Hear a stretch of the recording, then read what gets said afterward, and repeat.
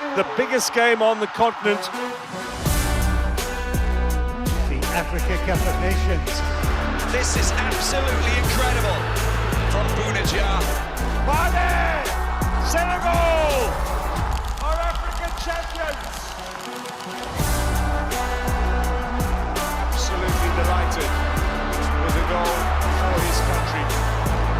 Still Salah. Little crossover, tries to finish it. Egypt with Trezeguet. Super goal from Dede Ayew. And it's absolute madness that's taking place here. It's gone in! Looks absolutely distraught. Well, it's a Monday and it's afternoon here in Accra, Ghana. I'm glad to welcome you to another edition of AFCON Today here on the Joy Prime channel, on the Joy News channel, and also on Joy 99.7 FM. Thanks to all who are joining us via our various platforms from around the world. And today is Destiny Monday because we are looking forward to seeing what will happen in the eventual scheme of things. What am I referring to? Is that big game that all of us are looking forward to between the Black Stars of Ghana and their Mozambican counterparts. How would all of it end? Well, there's a lot of talk ahead of this game. There are loads and loads of calculations, loads of arguments and conversations in different quarters, but it will boil down to the game eventually. What we will do here is to help all of us understand the dynamics, especially on the technical end of things as we look ahead to the game. Also, this weekend gave us a mixed chain of results. We'll be discussing all of them, including that one that happened to the most rated side, or the highest rated side, which is Morocco, whom we're expecting to just be recording 3 points as they went along. Well, that wasn't the case, and that has also changed the narrative about how we should project who will win this tournament. All of these and more are here on AFCON Today. It's your number one when it comes to reviewing, previewing, and all the expert analysis. My guests are here in the studio. They join me very, very shortly for the conversations, but thank you for joining us. You're live here on Joy News, on Joy Prime, and Joy 99.7 FM. We'll get down to the business in a little bit. Welcome to the show.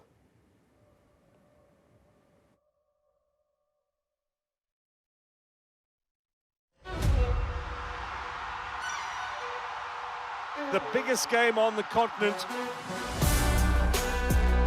The Africa Cup of Nations. This is absolutely incredible from Bounedjah. Mane! Senegal are African champions. Absolutely delighted with the goal for his country. Still Salah. Little crossover, tries to finish it. Egypt with Trezeguet. Super goal from Dede Ayew.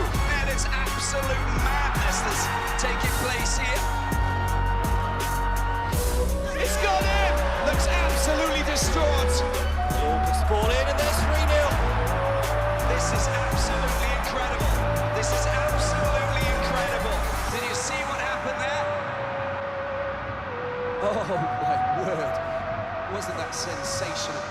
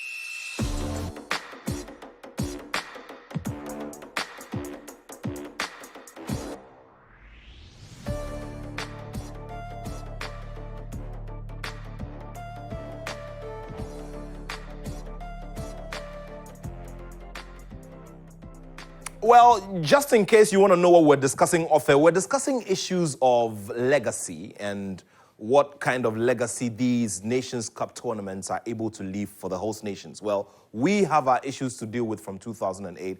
Côte d'Ivoire would have their issues to deal with. But of course, that's not the focus for this afternoon. It's for another day. And we'd want to throw the focus on the games that were played at the weekend. Which of them is your pick and what is the reason? Well, let's begin with, the gentleman here in the studio. Today is White Sneakers Day, obviously because we believe in the color white and what victory can bring Ghana. Sicho, good to have you. Achu, good to have you. Yeah, we should get Sicho. Yeah.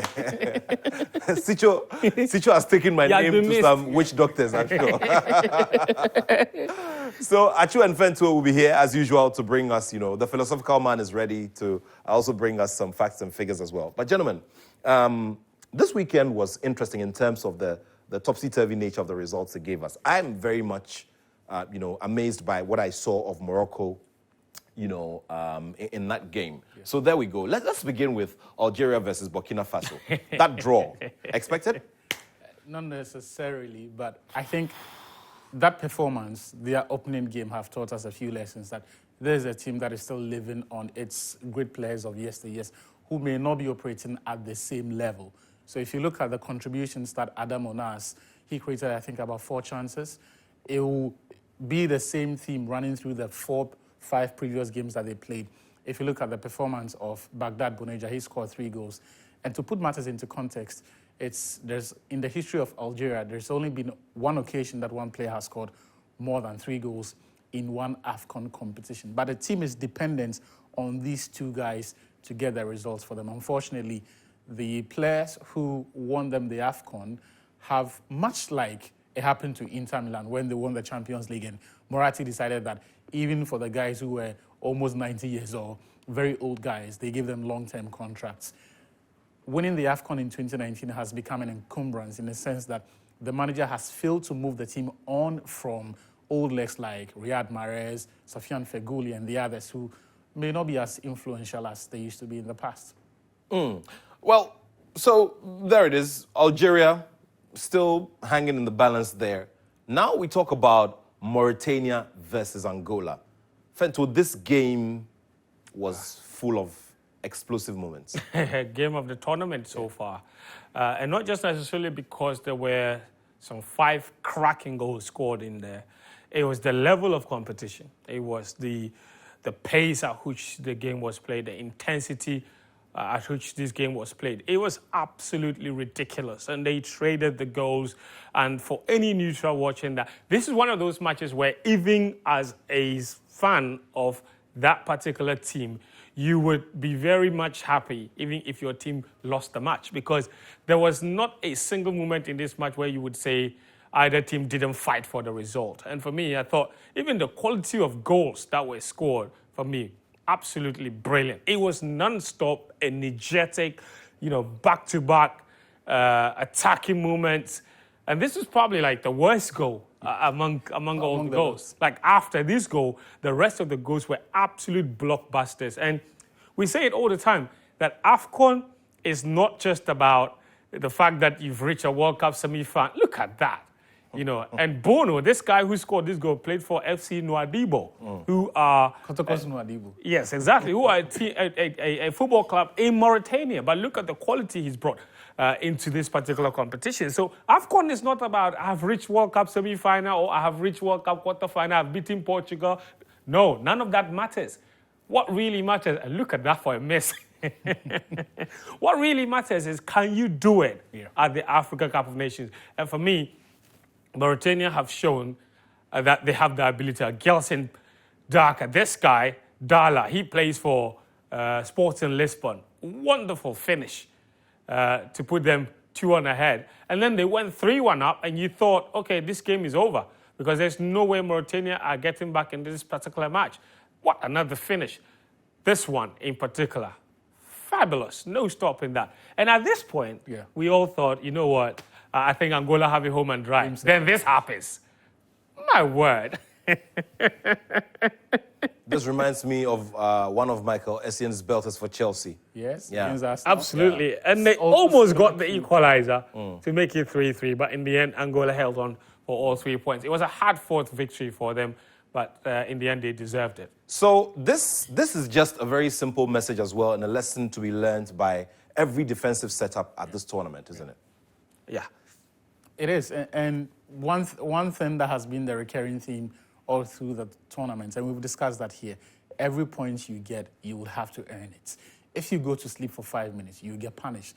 It happened to the Black Stars on 2 occasions. Algeria happened to them. Morocco will come to them a bit later on. In this game, Angola, and they weren't bad.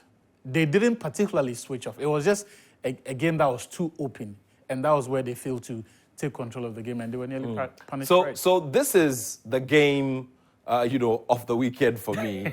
It produced only 2 goals, but nobody in any way expected. And we did the analysis here ahead of the weekend. Yeah. Because the DR Congo, we knew that had a strong league and could produce some very good players who could play, the kind of football we're looking forward to. Did not. But hey, what happened? We saw them come in, and they played a good game, especially in the first half. They had good possession. They created some pretty decent moves and all of that. Yes, they did. And as we said last week, they've played some more structured football than a lot of us will give them credit for. And the level of cohesiveness that we've come to see of them in this tournament is admirable. The only thing missing is Cedric Bakambu and his inability to put away chances. But for that, I thought they could have actually won this game. The issue with Morocco is what we discussed earlier. The conflict of whether they continue with what served them so well at the World Cup, or now they deviate from type and try to be a bit more expansive. And I think in this game, that was a problem for them. And this penalty miss as well. I mean, Cedric Bakambu. That's what he was talking about. Yeah, He's missing open goals now, and he's missing penalties. It's unbelievable. He could have been on 3 goals by now. He missed 2 sitters in the opening game against Zambia. Yeah. And then the penalty.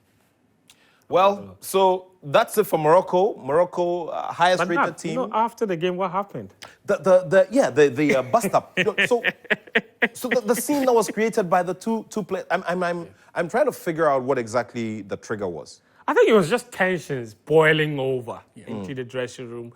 Chancellor Mbemba, the captain. I mean, throughout. And the thing is, there's a very interesting history between Congo and DR Congo and Morocco. They face each other way too many times. And the rivalry also extends even to club football with TP Mazembe and a lot of Moroccan football clubs. So they've known each other for a long time. So, and it was very ugly scenes. But yet again, it's that kind of entitlement mentality of Morocco, thinking that, we're World Cup semi-finalists, we should be winning or we should be beating you. No, you don't deserve it. Yeah, and according to you, the script definitely has changed. Yes. And this is the evidence. It's the AFCON. You have to deserve it. Well, let's get down to South Africa, the Bafana Bafana, the giants of 1996 and 1998, who are now waking up after that result that they recorded against Namibia. Well, Percy Tau, he missed a penalty the first time. This time, he buried it well. But question is, the opposition. Others will also say, listen, the opposition doesn't matter. What is important is that the good football was played, the goals were scored, and a certain level of points have been secured. Well, I think I'll give them more credits for this because for anyone who watched South Africa throughout the qualifiers, their top scorer in the qualifiers didn't turn up at the AFCON because he told the coach he had mental health issues that he needed to sort out. Now, in the press conference before the tournament started, Hugo Broos said that he needed to tweak his tactics that he had used for the past 24 months because his team was now a bit more reliant on wing play and the players who occupy wide positions. He needs centre forwards who the ball can bounce off, draw teammates into play, and then give them an element of variety to their attack. First game, things didn't go well, particularly. In that second game, they answered all of the critics, and I think that they were full value for the money. South Africa, with this performance, definitely have to, give a good account of themselves as we go along. Because 3 points now for them. Their last group game, I think a draw would be enough for them. The question is whether or not they can actually get a draw Against Tunisia. Against Tunisia, who themselves are struggling in this competition. You're not going to believe this, that after 2 match days, Algeria have no win. Yeah. Tunisia Have no win. have no win. Egypt have no win. Ghana has no win. Cameroon. Cameroon has no win. So that is the AFCON we are dealing with. That message from Samuel Eto'o, Yeah. that tough message from Samuel Eto'o to the years of Which we are now being told that it was fake. It was a fake quote. message. I was about to ask that question. It sounded Very much accurate. like Something Eto'o. like Eto'o. Exactly, because he's done it before, right? Yeah. There's a video of him at the World Cup Laying talking into to the the players in that exact same tone about, the patriotism, and you have to put everything you've done at your club. As, somebody just sat down and cried. Yeah, but because the reference to them being born outside of Cameroon, I thought was so low. but- But that was what gave it away, right? Yeah, so I was thinking. But the reality is that this is the truth of Cameroon. It is. They have, in the past, been in situations where Samuel Eto'o himself has had to call out the commitment, the application of some of these players, who he says that because they have not been forged or they have not forged the national team character, they do not understand the ethos of the team. It is difficult for them to push themselves to go the extra mile. When we say these things in Ghana, people think that we're throwing nonsense about. But the reality is that national teams require more than just the natural talent to play. Absolutely. You need to understand the ethos of the team. You need to reflect the aspirations of the people and the values with which the national team is run with. Otherwise, you can't produce what you don't have. So long and short is that this indomitable Lions team we've seen better.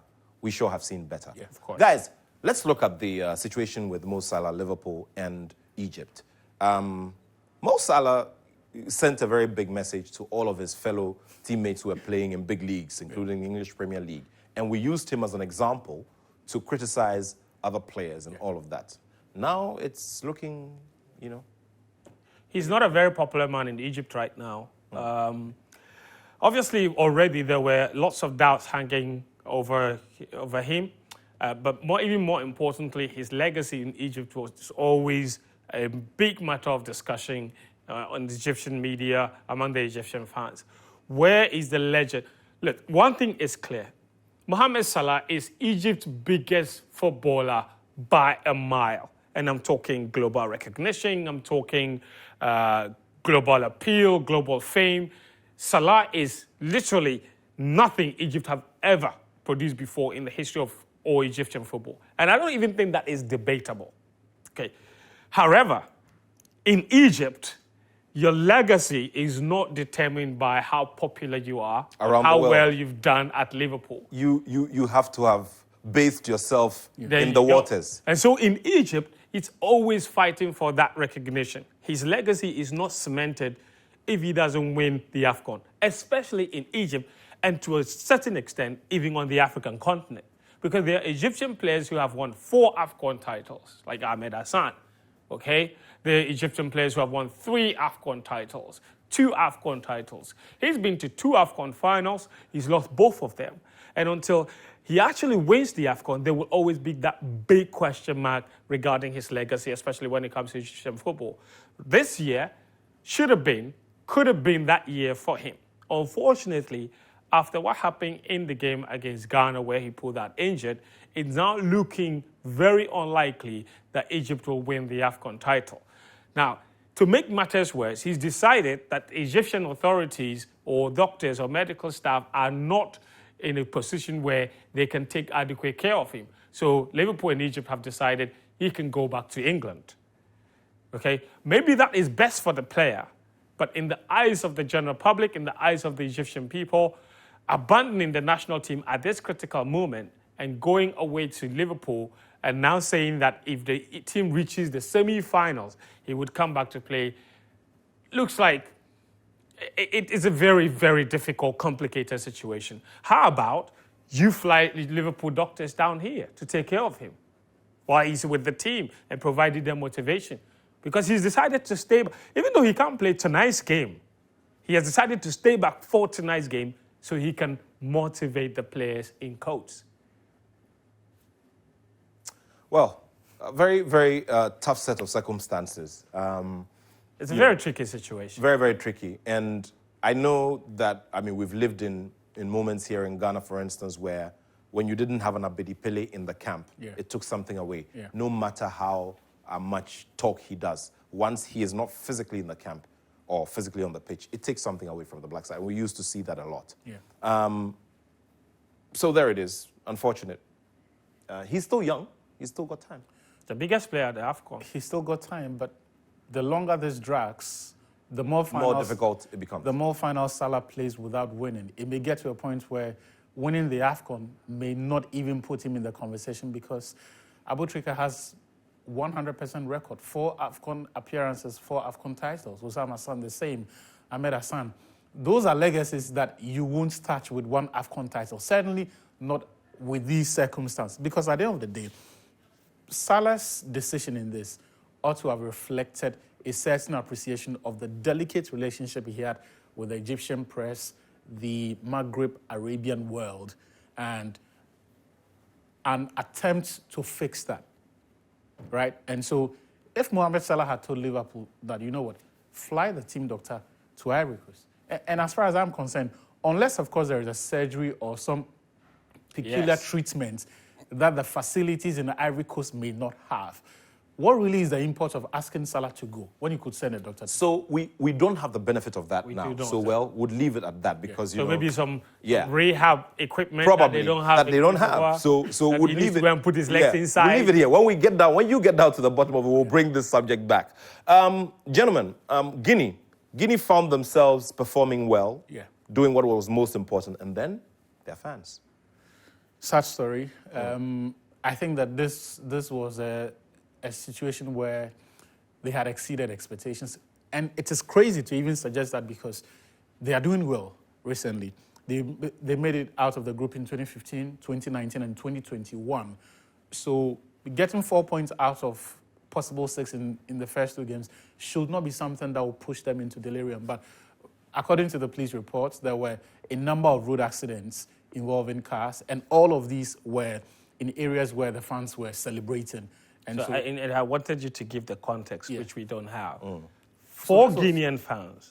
No, I mean, 6 of them have died. 6 Guinean fans have died celebrating Guinea's win against Zambia. Exactly. This is the story you're discussing. This is the story. And according to the police reports, there were a number of road accidents. Each of them had overzealous fans or overly excited fans literally standing on cars, some of them on the bonnets of cars and all of that. And when the cars collided, unfortunately, in one instance, 4 of them died on the spot. And this was the situation. And it's crazy because they've been doing well, like I've said. And the expectation was that tomorrow against Senegal, they might get something that would push them to the next round of the competition. Even if they lose that game with 4 points, I think they can still qualify. But it's a sad story. Hopefully, the team is able to get the results that will give them some excitement again, because they sent about 1,000 spectators to Côte d'Ivoire for this one. And it looks like if they make it to the next round, we might be seeing even more fans, because Guinea to Ivory Coast is not too much of a distance for them to make. This is things we used to see with Kotoko and Haas, wasn't it? You know, back in the day. And it was happening a big deal. It was a great deal. Yeah. I remember a story of former IBF, former WBA welterweight champion Ike Bazooka Kwate, who used to tell me stories about following Accra Hartsville, traveling beyond the Togo border when they had Hartsville had to play in the CAF Champions League against the Togolese side, some of the experiences and all of that. And these things maybe need to be brought back. But, it's all within context. But while we pray for the repose of the souls... People celebrate. People Fetu has always wanted to do a road trip, so he has an excuse now. He would have an excuse. We want to do Choloku. Do you understand? I've never kissed Choloku since. You know what? We have to. I want to kiss Choloku. At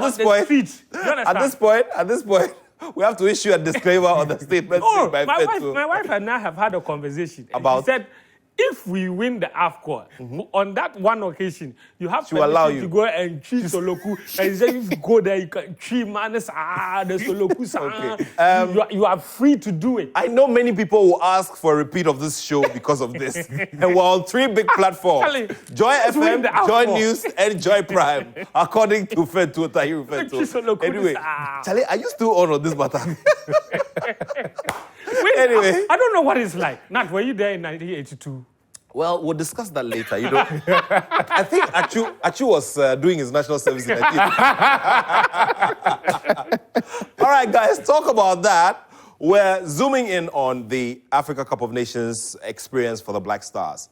It's a crucial day. It's a Destiny Monday, as I've decided to describe it, for various reasons. The fact that calculations have to go right from a Ghanaian context so that the Black Stars can see their way through the group stage. Now, Fentuo will be taking us through a few calculations, something you've all been looking forward to. I mean, I've had loads and loads of people approach me from when I did drop off this morning of my kids in school, and I've had meetings earlier today. Everybody's just asking, so are they going to go through? What will be the conditions? We're going to bring them to you here on AFCON today, and Fentuo is going to take care of that. We'll look at the various, scenarios that could play out later this evening. And do remember, these games will also be played simultaneously.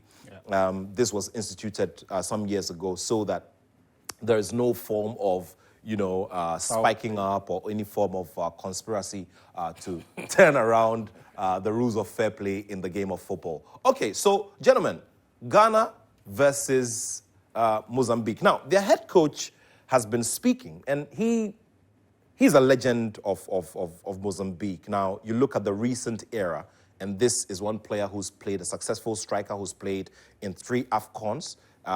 He's played for the national team. He's played very good, successful club football in some of the big clubs in Portugal. And aside the name Eusebio, his name is very much revered, and he has this very big task. Now, he's been showing respect, and he's also been telling us that they're going to come as tough customers. Yeah. And he would have inspiration from Comoros, wouldn't he? Yeah, from 2021 AFCON, where Ghana, déjà vu moment really, where Ghana needed to win that last group game against a supposed minnows. And then we went in there and then we lost the game.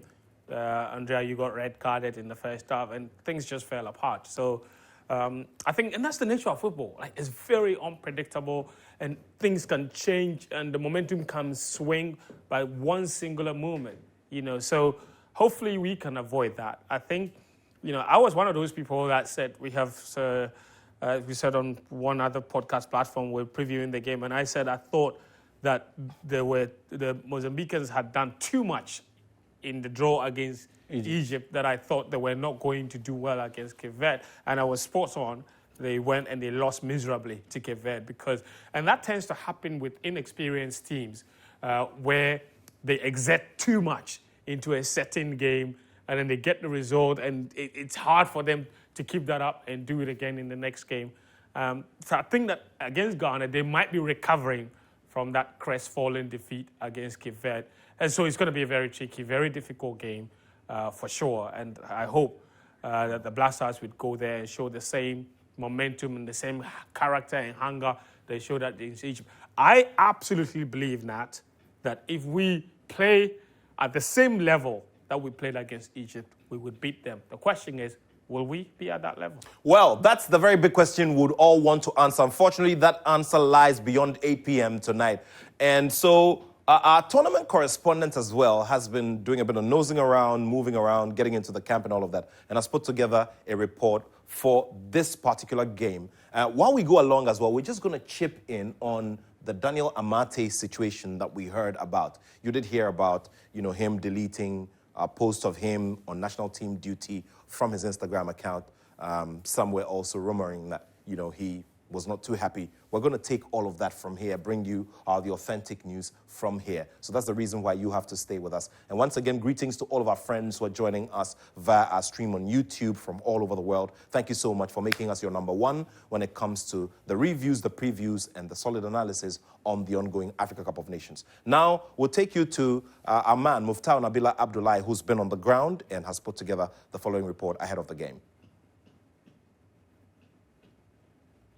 Welcome to the stadium, or they call it the Olympic Stadium in Ebimpe.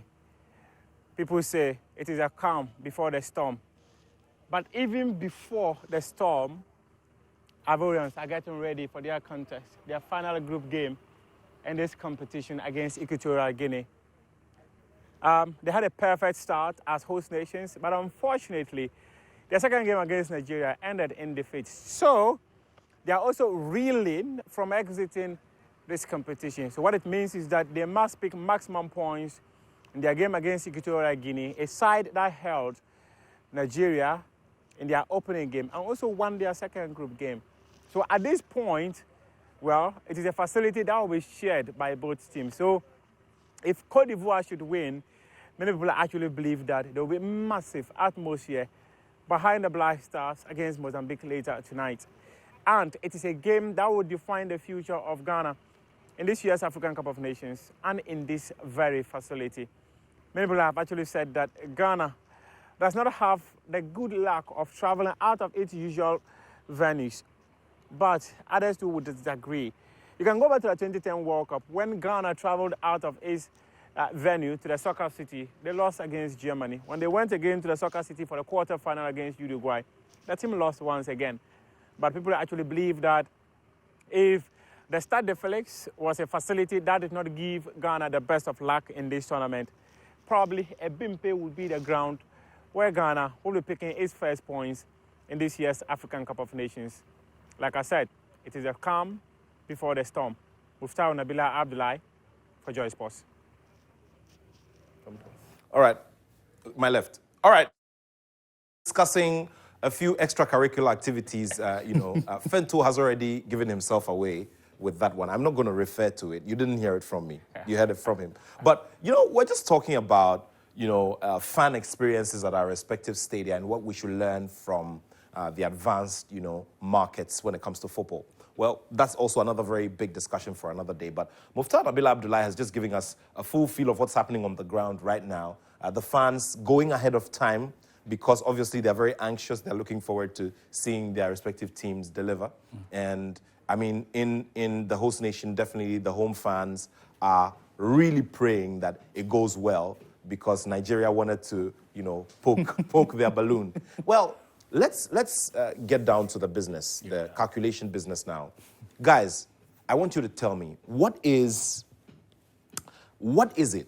Now we win by 2 goals, 3 goals. We pray that, I want you guys to let me into it. Yeah. I mean, many people are also asking. So take it over, guys. So this is it, actually.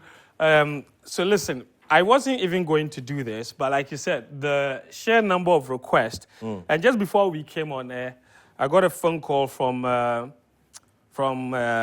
my very good friend, teacher, senior, and boss, Dr. Sheikh Mustafa Hamid. Great. His question was, my brother, what is the permutation? Are we qualifying? Charlie. I said, I'm going, you know what? Then it's important to do this. So, big Ghanaians shout are worried. to Sheikh Mustafa Hamid. Calm down, all right? So, listen, before we go on, you need to understand that at this AFCON, there are 6 groups. Let's get to the basics. Yeah. The next stage of the competition will have 16 teams. Now, the 6 groups have 4 teams each. In order to get the 16 teams, CAF says each group, the top 2 will automatically qualify. So 2 times 6 will give us 12. Yeah. Now, we need 4 more teams to make it 16. Those 4 teams will be the 3rd place teams from 4 of the groups. And to select that, they will look at points. Then they will look at goal difference. Yeah. Then they will look at goals scored. Then they will rank all the 3rd place teams in the groups, and then they'll take the top 4. So in other words, only 2 groups where the 3rd place teams won't qualify to the next stage. As things stand right now, we will show you the ranking of the top the 3rd place teams. The top 3rd place teams, okay? And we'll take you to each group and then tell you how it could potentially... Yeah. Yes. So in Group A, for example, Equatorial Guinea, 4 points. Nigeria have 4 points. Now, when they play their third matches, Cote d'Ivoire will play Equatorial Guinea. Okay. I think Cote d'Ivoire will win. If Cote d'Ivoire win, they will get 6 points. Nigeria will play Guinea-Bissau, the whipping boys of the group. I think Nigeria will win. If that happens, Nigeria will top the group with 7 points. Cote d'Ivoire will finish in 2nd place with 6 points. And I think Equatorial Guinea already with 4 points. I think they will qualify. They will finish third, obviously, with 4 points. Guaranteed, even if they lose to Cote d'Ivoire. Okay. Now, There is also another scenario where yes. Equatorial Guinea match up to their AFCON record of qualifying out of every single group stage automatically and by beating Ivory Coast. Yes. In that scenario, Or even a draw. yes. If they get a win against Ivory Coast, it means automatically Ivory Coast will be waiting for after the calculations. So it means that To Cote join d'Ivoire will finish with 3 points. With 3 points. And that makes the But a aspiration draw- more precarious. A draw would mean that Equatorial Guinea, Nigeria qualify automatically. Cote d'Ivoire now have to play the waiting game as one of the best third-place teams. With 4 points. With 4 points. That is key. With 4 points. It means that, so what it means is that in either scenario, the third place team here could have 4 points. All right? Yeah. Now, if you move it on to Group B, let's see Group B as well and see how The many- group. Group B has Cape Verde. Yes. And we'll see where the potential fourth place team or the third place team will finish. Because the key here is how many points does the third place team get? Yes. That is the key. All right. So in this group, now the scenario everybody is expecting is that Egypt will beat Cape Verde. That would take Egypt to 5 points. Cape Verde have topped the group automatically. Nobody can catch them. They have 6 points. If Egypt beat them, Egypt will get up to 5 points, which means that Egypt will finish second. Ghana plays Mozambique. If Ghana wins, Ghana will get up to 4 points.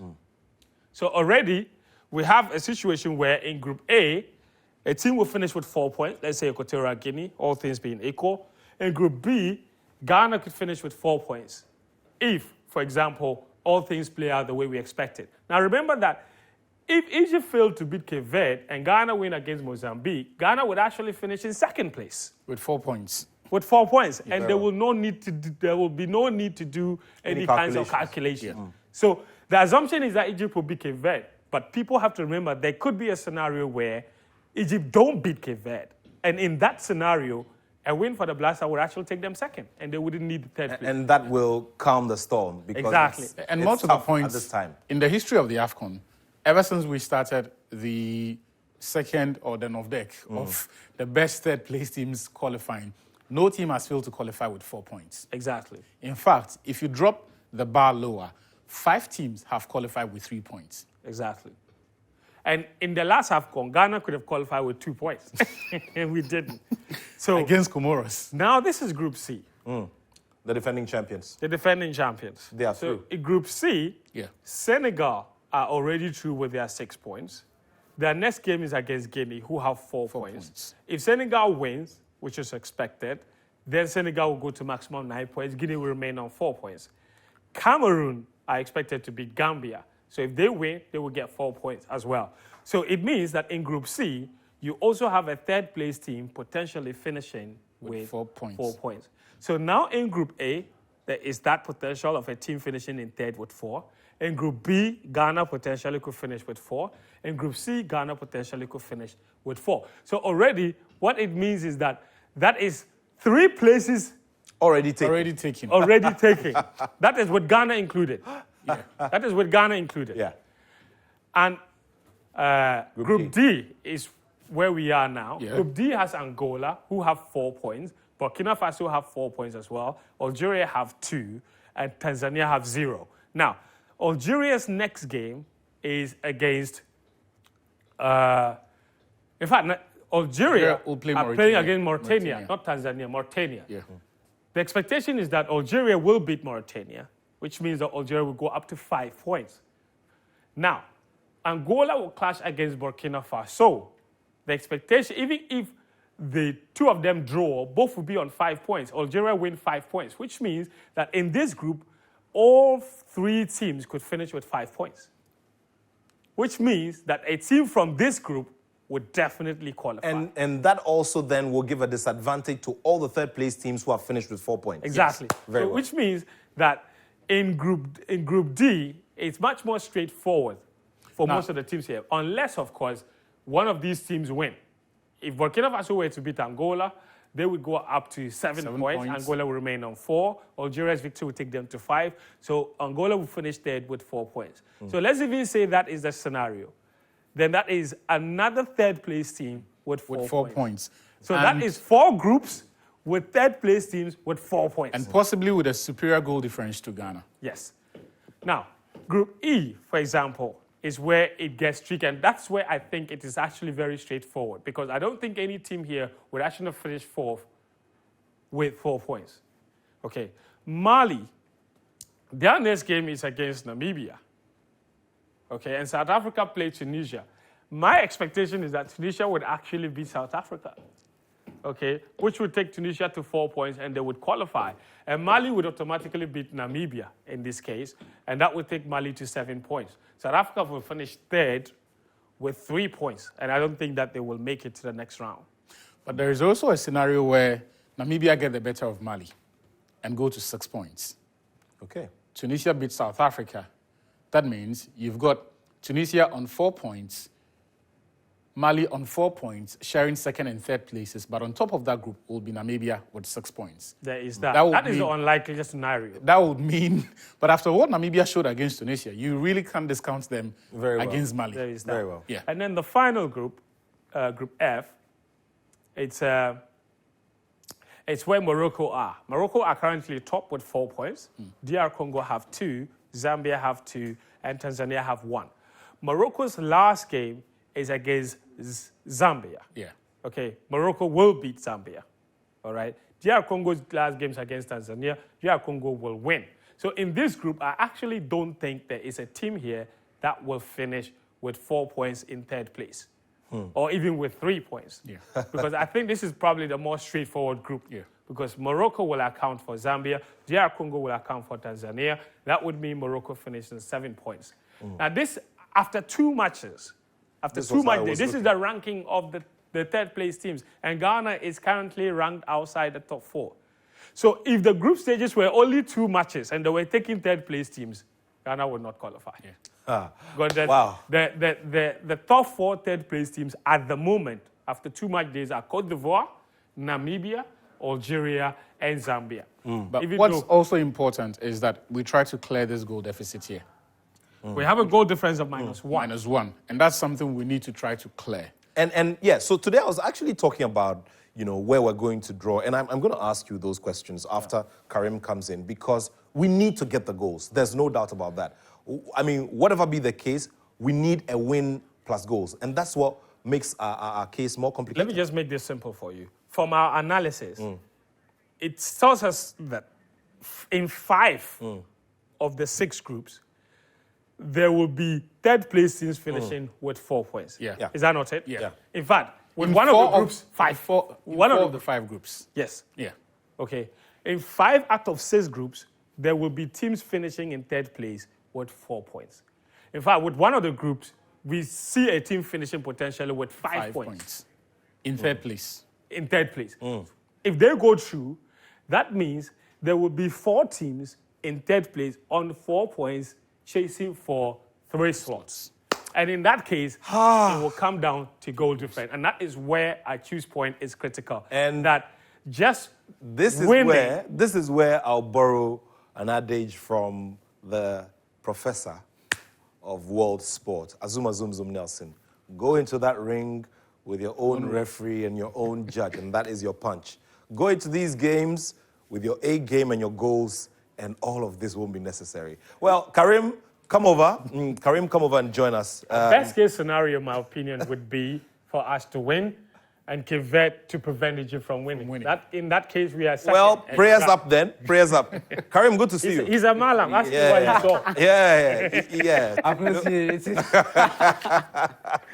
Oh, God. All right, you take us through. Nats, you were just discussing what happened in Guinea. Yeah. The fans dying. Yeah. They had made their low expectations, right? Yeah. And Ghanaians will live and sleep the Black Stars. That is correct, eh? Yeah, is it? So the Spanish actor Antonio Banderas, he says that expectation is the mother of all frustrations. Karim, what are you saying? So if you are going into the... Straight bullets to all Ghanaians. I'm even shocked.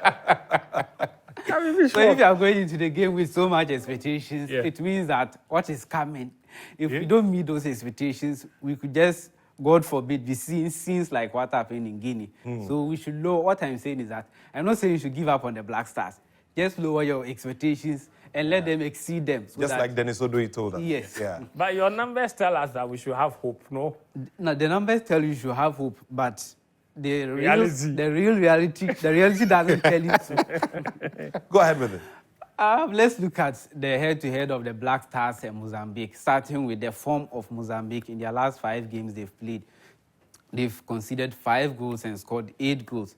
And the 2 of them were friendlies and 3 of them were competitive games. They've won just 1 of them. That is against Lesotho. That is against Lesotho in their second friendly before the AFCON.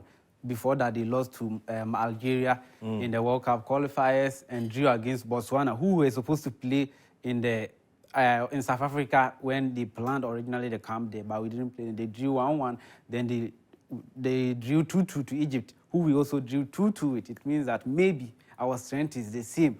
Hopefully. Karim, be careful.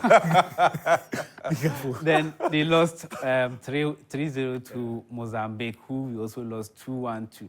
So let's go. You said they scored 8 and conceded 5. I think you meant the other way, the opposite. They Yeah. conceded They 8 conceded 8 and scored 5. Yes, thank you. Yes. You made it seem like they were too good. Yeah. You know, if you are looking at their form, is this bad or good? It's not great. Obviously, in this, they've only Hot and cold. got 1 win in the last 5. It's good for Ghana, but yours is not better. Okay. In our last 5 games also, we also played 4 competitive games. One of them, the friendly with Namibia before the AFCON. That is the first of them being the World Cup qualifier against Namibia, which we won 1-0.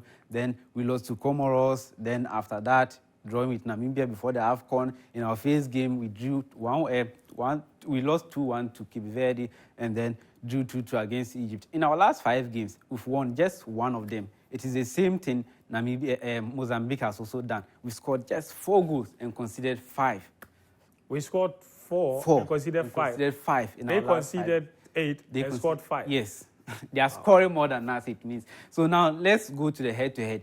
In all, we've met Mozambique 6 times. In those 6 times, we've won 4 and drew 2 and didn't lose any. Then let's go to the last 5 meetings between Ghana and Namibia. Our first meeting was in 1996. That is at the AFCON. And then In South Africa. Yes. And these are the last 5 meetings between Ghana and Mozambique. In those 5 meetings, we scored 9 goals and conceded just 2, winning 4 of them, drawing 2, and not losing any. And these 2 games were in some organized friendlies. All of them played at the Bavaria Sports Stadium. The first of them ending goalless. And then in the reverse fixture of those organized friendlies, we won 3-1. Then Sika Akono scoring, Mohamed Gago, and then Emmanuel Osekufo scoring the 3rd. Then Tico scoring the consolation for Mozambique. Then this one was in a 2000 AFCON qualifier, played at the Accra Sports Stadium, where Sika Akono scored the winner. In this game, the current Mozambique coach, Chiquino Conde, he played in that game for Mozambique. And then these are qualifiers. The last 2 are qualifiers for the 2017 AFCON. The first leg was at the Accra Sports Stadium, where we won 3-1. Franka Champon, Jordan Ayew scored in this game. Hopefully today he finds his scoring boots. And then the reverse feature of the 2017 AFCON qualifiers, we drew goalless. All right, so Antonio Banderas, I love his perfumes, and we're going to get one for Fento so that on Valentine's Day his wife... You know, thank you so much. And, you know, at least it's looking good in terms of, you know, the one-on-one history or the head-to-head with Mozambique. Let's now take a look at a phenomenon that's been happening. You know, we saw Octopus Paul. Now we see the cat. The mystical cat. This cat, I really don't. If you are mentioning cat and this man is here, be careful. What is this cat's name? Well, no name. I mean, so there it is. It has predicted that Ghana will win. Ghana will win the game. Seriously. So, But if Ghana doesn't win, this cat will turn into light soup. you know, so this cat, but any other statement that will be made by Fentu, I would invite wildlife. Hey, but guys, we have to be wrapping it up now. Look, what should we do tonight? Let me begin with you, Achu. What should the Black Stars do tonight? I think we have to take the shackles off. The needs of this game are completely different from the opening 2 games that we played. Yes, we needed to win against Egypt, but this we must win if we want to stay in the competition. My only fear, however, is that this team does not look like it has been trained to sustain attacks. It has not been. They do not play as though they have a semblance of cohesiveness, or you don't see any choreographed attacking patterns or any repeated patterns of even how they want to play. But all of that doesn't matter now. This is the situation. The coaching team has to find a way of getting this team to play on the front foot. I, for one, would not want to see the forwards who are failed in the opening 2 games in this match. I mean, it hasn't worked. Why would you want to repeat that? I would want to see Enes Nuyama, who's a bit more direct in this game. Joseph Paintel as well. I would want to see him start. Let's put out a team that suggests that we want to win this game. But even more importantly, go into this game with a plan. And the players, we beg them. We haven't won a game at the AFCON in 6 matches, in 5 years. If we can't beat Mozambique, then we might as well disband the Black Stars. Well, strong note to end on. You agree? Yeah, I agree. The last time we won a game at the AFCON, you have to go back to June 2019. Wow. And yet we've been going to the AFCON. So what it means now is that we have been playing qualifiers and going to the competition. You and I have been watching AFCON for the last 3 editions. We have not seen a victory. When was the last time you celebrated a Black Stars victory? And in calculation-wise, this was what? 2024, Yeah. And the last time was in 2019. Yeah. That means that Karim was 5 years younger. Exactly. Karim. He was still a teenager. Karim, let's go into what you would expect for this game. Quick one, Equatorial Guinea, Cote d'Ivoire. Draw. Nigeria going up against Guinea-Bissau? Nigeria win. Okay. Ghana, Mozambique? Definitely Ghana. 1-0 Ghana. I will answer that question for you. And then Cape Verde, Egypt? Draw. Draw. Yeah. Okay. Well, that's how we wrap it up. Thank you so much for watching. Thank you so much for following us. And thanks so much to Achu. Thanks so much to Fentu and to Karim as well. Let's put the prayers up. Let's just pray that from a Ghanaian perspective it goes well. But we will be here to do all of the big analysis and let you look ahead of these games. Well, Thank you. Science, yeah. Why are you laughing? After the signs, prayers also come and complement. You need to complement it with something else. Well, so thank you all for watching. We'll be back. You can follow the repeat of the show on our various handles and our social media platforms. Thank you. My name is Nathaniel Atto, and I have love for sport.